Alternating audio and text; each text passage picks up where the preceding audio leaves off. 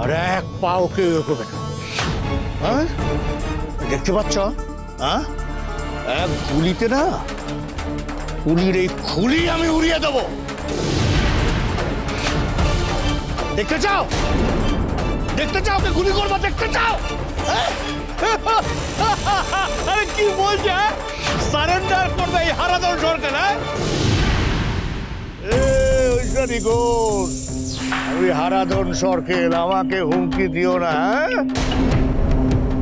হারাধন, হারাধন সরকার, সময় থাকতে থাকতে বলছি সারেন্ডার করো, তা না হলে তোমার পরিণতি কিন্তু খুব খারাপ হবে।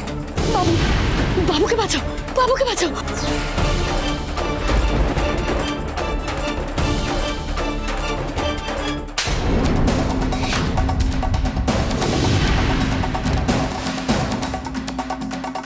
বুদ্ধিভাই, আমাকে বাঁচাতে না পারলো আমার বাবু তো বাঁচলো। তোমরা ওকে দেখে রেখো, তোমরা ওকে দেখে রেখো। খুলি, তোদের কিচ্ছু হবে না। এই হারাধন সরকার তোদের কিচ্ছু করতে পারবে না। খেলা শেষ, এখান থেকে ওর পালানোর কোনো পথ নেই। আরে তোমরা গুটি কয়েক লোক মিলে আমাকে কি করবে? হ্যাঁ, সবাইকে না গুলি করে ঝাঁঝরা করে দেবো আমি, সবার লাশ আমি ফেলে দেবো এখানে। হারাধন সরকার, তুমি ভুল করছো।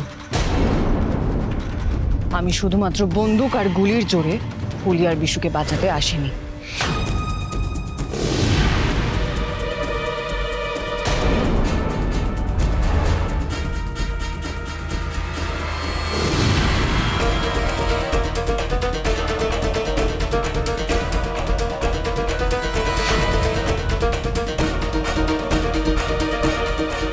একবার তাকিয়ে দেখো হারাধন সরকার, কতজনকে তুমি গুলি মারবে? কতজনকে? Don't Aishani, don't. By chance Haradhan Sarkar fire করলে মেয়েটা মারা পড়বে।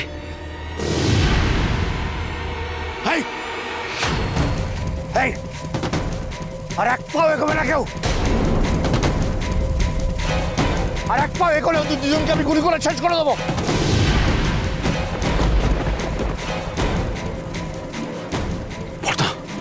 এরা তো চারিদিক থেকে আমাদের ঘিরে ফেলছে।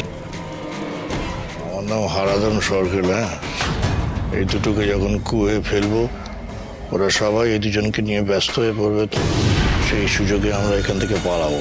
ঠিক আছে?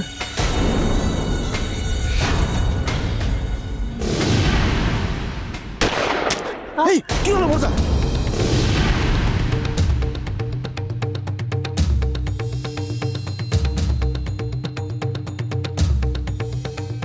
হারাধন সরকার, তোমার খেল খতম। হারাধন না বিশু, হারাধন সরকারকে আইন শাস্তি দেবে।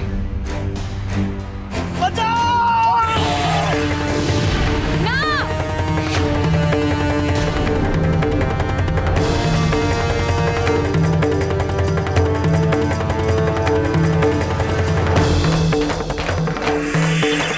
বিশু, হারাধন সরকারকে কুয়া থেকে তুলতে হবে এক্ষুনি। ম্যাডাম, একবার যে কুয়োতে পড়ে সে তলিয়ে যায়, এসে যায় নদীর জলে। এখানে যে একবার পড়ে সে আর ফেরে না। এখান থেকে কেউ কোনোদিনও বেঁচে ফেরেন ম্যাডাম। এতকাল হারাধন সরকারের সম্পর্কে কেউ কিছু বললে তাকে এখানে টেনে নিয়ে এই কুয়োতে গায়েব করে দেওয়া হতো। আজকে নিজেই এই কুয়োতে সে তলিয়ে গেল, চিরকালের মতো হারিয়ে গেল। আজ থেকে আমাদের গ্রামে আর কোনো ছোটদা বড়দা কেউ রইল না। আজ থেকে আমাদের গ্রাম সমস্ত ভয় থেকে মুক্তি পেল। ম্যাডাম স্যার, সত্যি সত্যি আপনি আমাদের এই গ্রামটাকে একদম বদলে দিলেন। আমাদের এই গ্রামের সমস্ত অন্ধকার দূর করে আলো এনে দিলেন, আমাদের মুক্তি দিলেন সমস্ত ভয়ের থেকে। জয় ম্যাডাম স্যারের জয়! জয় ম্যাডাম স্যারের জয়! জয় ম্যাডাম স্যারের জয়! জয় ম্যাডাম স্যারের জয়!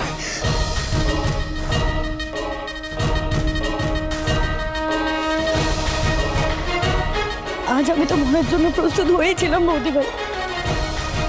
তুমি এসে আমাকে পুনর্জন্ম দিলে গো। 7 জন্মের বাধা পড়াটা তো বাকি রয়ে গেল। চলো চলো, দেরি হয়ে যাবে, লগ্ন পেরিয়ে যাবে। চলো চলো।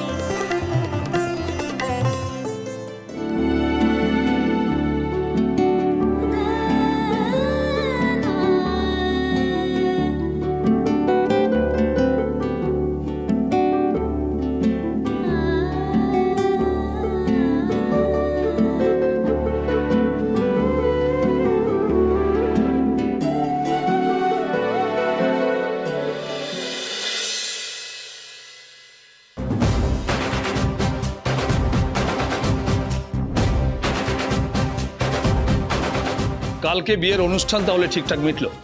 হ্যাঁ স্যার, গ্রামের সবাই আমার পাশে ছিল বলে অনুষ্ঠানটা ঠিকভাবে হয়ে গেছে। তুমি অসাধ্য সাধন করেছো ঐশানী। এই গ্রামটাকে কন্ট্রোলে আনতে না পেরে আমাদের ডিপার্টমেন্টের সুনাম নষ্ট হচ্ছিল। সেখানে তুমি এই গ্রামের সকলকে একজোট করেছো, সকলকে আইন শৃঙ্খলায় বেঁধেছো। সব থেকে বড় কথা, আমাদের কাছে ডেটা আছে। আর গতকালকে তো আমি নিজে গ্রামটা ঘুরে দেখলাম। আজবগঞ্জের যে দুর্নাম ছিল সেটা তুমি ঘুচিয়েছো।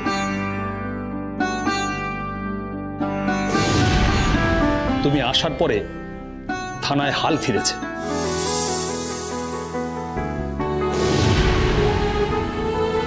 মহিলা পুলিশরা নির্বিঘ্নে কাজ করছে পুরুষদের সঙ্গে কাঁধে কাঁধ মিলিয়ে।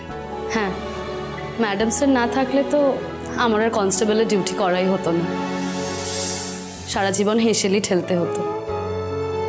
চম্পা একদম ঠিক কথা বলেছে স্যার। সব থেকে বড় কথা কি জানেন স্যার, এই ম্যাডাম স্যার আসার পর আজবগঞ্জের মানুষের পুলিশের ওপর আস্থা ফিরে এসেছে। মানুষ এখন থানায় এসে অভিযোগ লিখছে, কারণ তারা জানে ম্যাডাম স্যার ঠিক তাদের অভিযোগের সুরাহা করবেন।